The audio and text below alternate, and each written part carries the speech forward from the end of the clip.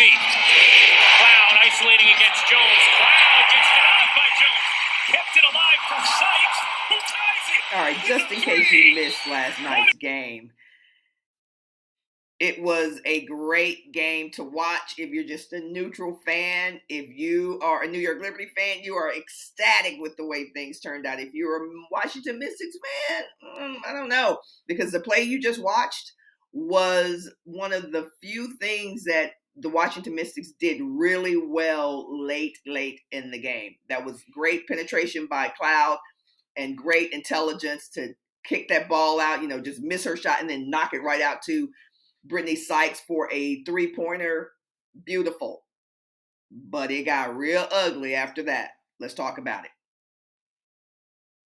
How did this game get into overtime? Let's talk about, first of all, New York shut down D, hustle, clutch, just getting all hands on everything, right?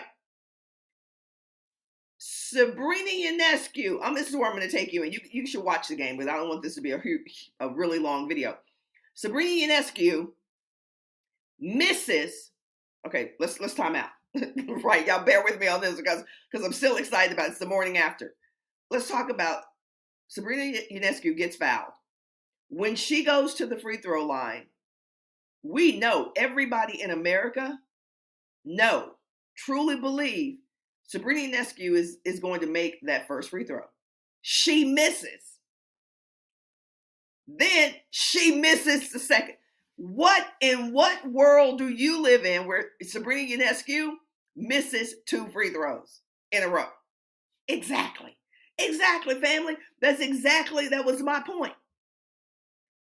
Then the second one she misses. Okay, so timeout. In basketball, if you watch basketball, men's, women, whatever, there's something that's called a cross, right? So that means that if your team is shooting, you're on the second free throw hash, right? Because the opponents are on the first one, you're on the second one. So instead of if you're on this side of the lane, instead of trying to work your way around to get the rebound from that side, we do what's called a cross. So these two people, the two home teams, on the two home team players on the second hash are going to cross. So that means Jonquel Jones is over here. I'm Sabrina Ionescu. Jonquel Jones is over here. I don't remember who was over here for New York. But these two people are going to cross. They're going to go to each other's respective side. So whoever was on this side is going to go where Jonquel is, and whoever's on where Jonquel is, she's going to go that side. What happens is it's very difficult for that person on that bottom hash on the defensive team to box you out if you're going that way. You have to be very, very cognizant of that person so you can take them out and create some space and get them off. Otherwise, when they cross, as you saw in the game last night, they're wide open for a layup. Jonquel Jones crosses. You move immediately. On release, boom. She gets a rebound, fumbles it a little bit, gets it again. So not only did the Washington Mystics not box out the first time, they let her get it again. Oh my gosh. That game, Washington had, I counted, 6 to 7 opportunities within a very short time frame, maybe 30, 45 seconds, to close that game. And they didn't. So I'm going to talk about, this says 3, but it really is the 4 sins of playoff basketball. And basketball in general, but especially playoff basketball. Because during regular season, you get to live again. Right? That's why I say these are the 3 to 4 sins of playoff basketball, because if you do these things in playoff basketball, you're going to Fiji the next day. You're going on vacation. All right? So the first one is not sealing the deal in regulation. In playoff basketball, you do not want to go in overtime. Even if it's a team that you've beaten 3 times in the season. During playoffs, the stakes are higher, right? Everything is higher. Everything means more. So you have to seal the deal in regulation. Now, that may sound like, oh, well, of course, Fran Harris. Like, yeah, duh. No. It's not that simple. It sounds easy. It sounds like it makes sense. But you have to seal the deal. And you have to tell your teammates. You have to get eyeball to eyeball with these people and say, listen, finish this right now. Because you have to recalibrate during playoff basketball.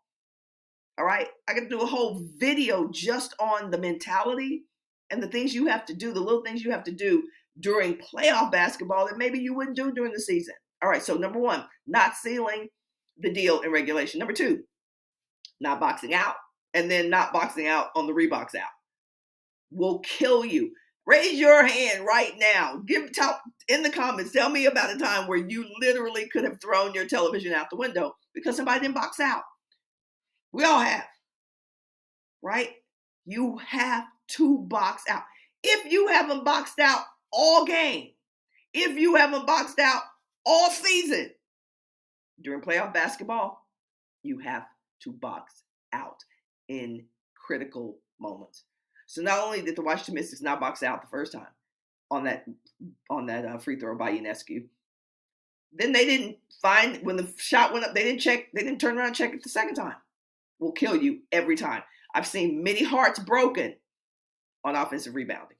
Number three, third sin, not taking the air out of the home team. You must take the air out of the home team, because when you take the air out of the home team, you take the air out of that building. If you don't take the air out of the home team and you don't take the air out of that building as a consequence, then guess what? They start to think, okay, we got time. The people in the buildings, if we just clap harder, if we just yell louder, we're going to get it back. You have to take the air out of the home team as early as possible. How many of you, raise your hand, you've been in a game, you watched a game where the team came in the building, the visiting team came in, took the air out early, and the team never recovered? That happens probably 70% of the time, at least.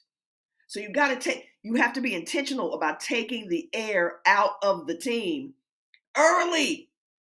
Don't say, well, it's going to be a long game, we just got to go. No, go in there and take them out.